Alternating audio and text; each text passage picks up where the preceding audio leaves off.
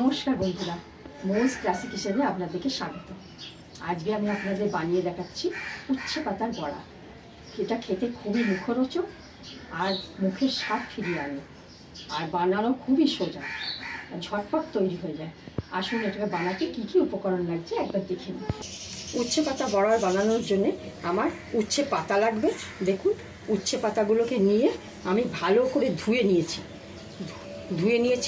এরপরে আমি লাগবে বেসন, লাগবে একটু খাবার সোডা, যাকে আমি বলি বেকিং সোডা, লাগবে কালো জিরে যেটা হচ্ছে মোগরাইল বলে, আর লাগবে লাল লঙ্কা গুঁড়ো, নুন লাগবে স্বাদ মতো, আর লাগবে ভাজবার জন্য সাদা তেল নিয়েছি, আপনি সর্ষের তেলও নিতে পারেন। আসুন রান্নাতে আমি এগিয়ে আসি। একটা উঁচু আমি পাত্র নিয়েছি, তার মধ্যে আমি বেসন বড় চামচে 5 চামচ বেসন নেব। 1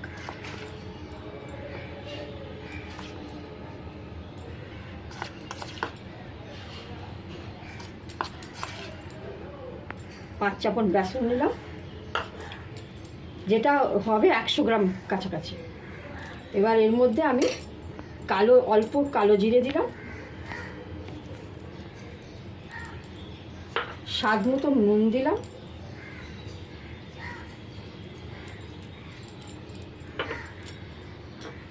ছোট চামচের 1/2 চামচ লঙ্কা গুঁড়ো দিলাম, আর বেকিং সোডাটা আমি হাতে নিলাম। দেখুন, 2 পিঞ্চ নেব, বেশি দেয় না, 1 পিঞ্চ 2 পিঞ্চ।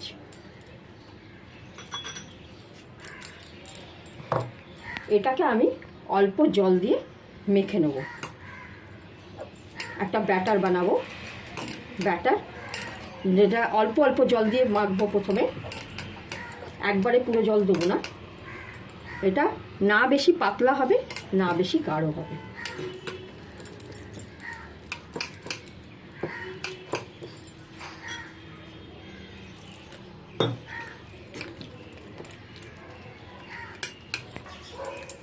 দেখুন, ভালোভাবে ফাটানো হয়ে গেছে।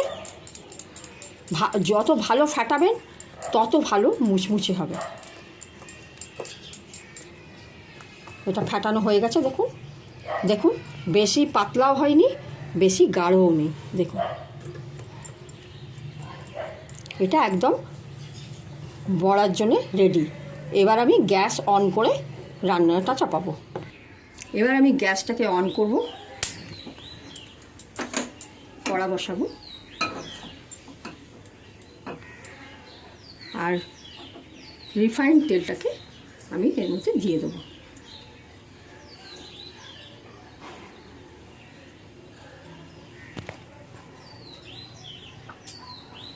এবার তেলটা গরম হতে দেবো।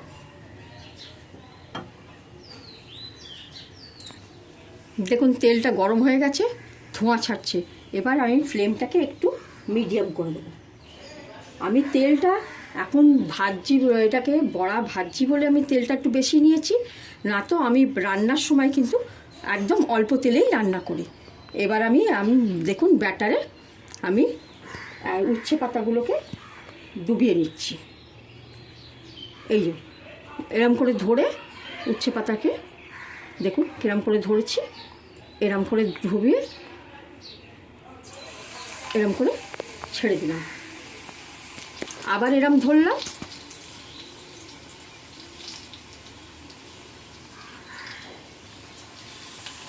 এরম করে পেতে দিলাম।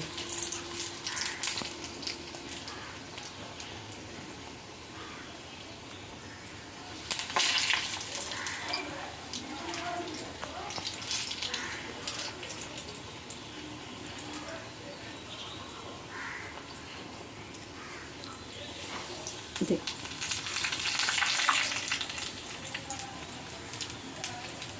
আমি একবারে 4টে উচ্ছে পাতা দিলাম। ফ্লেমটাকে আমি মিডিয়ামে রেখেছি।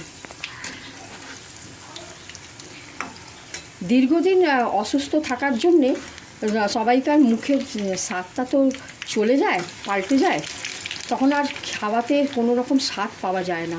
তখন আপনার এই উচ্ছে পাতা খেলে আপনার বড়াটা খেলে আপনার মুখের স্বাদটা পাবেন, খাবারের স্বাদ পাবেন। আর একটা কথা, আপনাদের যদি রোজ নিজের ডায়েটের নিউট্রিশনের ডায়েটের মধ্যে যদি আপনি এই কোনো যে সব রকম তেতো কিছু খাবার রাখেন, যেমন উচ্ছে পাতা, নিম পাতা বা উচ্ছে, এরম কিছু খাবার রাখেন, তাহলে আপনার সুগার তো কন্ট্রোলে থাকবেই, আর তার সঙ্গে আপনার শরীরের কোনো রকম চর্মরোগ হবে না। এই জন্যে অল্প বিস্তর তেতো একটু খাওয়া খুব দরকার শরীরের পক্ষে। এই দেখুন ভাজা ভাজা হয়ে এসছে, একটু লাল লাল হবে, সোনালি কালার আসবে।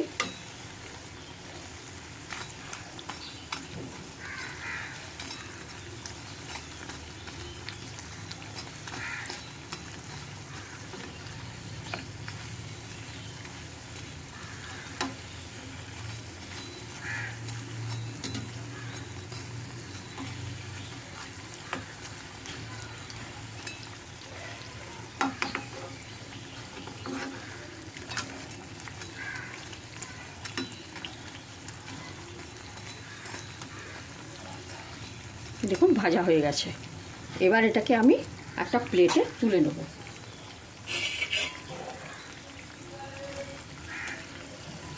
দেখুন একটু লাল লাল হয়ে গেছে, মুচমুচে হয়েছে। এবার একটু তুলে নেব ছেঁকে। এই ভাজাতে কিন্তু আপনার তেল বেশি টানে না।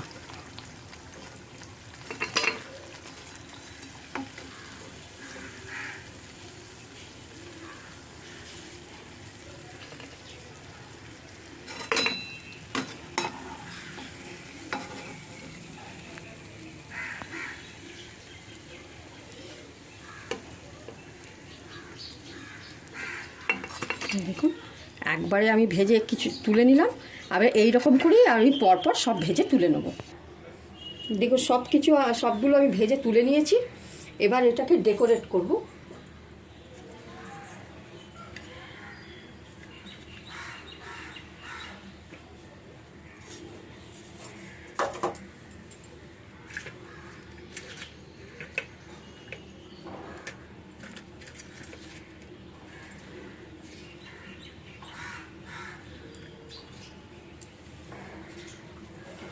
শসা আর পেঁয়াজ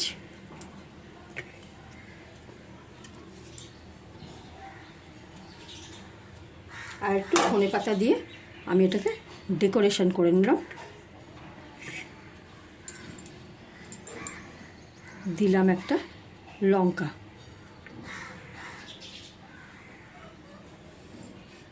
দেখুন এটা সাজানকে কত সুন্দর দেখতে লাগছে। একটা আমি আপনাকে ভেঙে দেখাই কিরম মুচমুচে হয়েছে।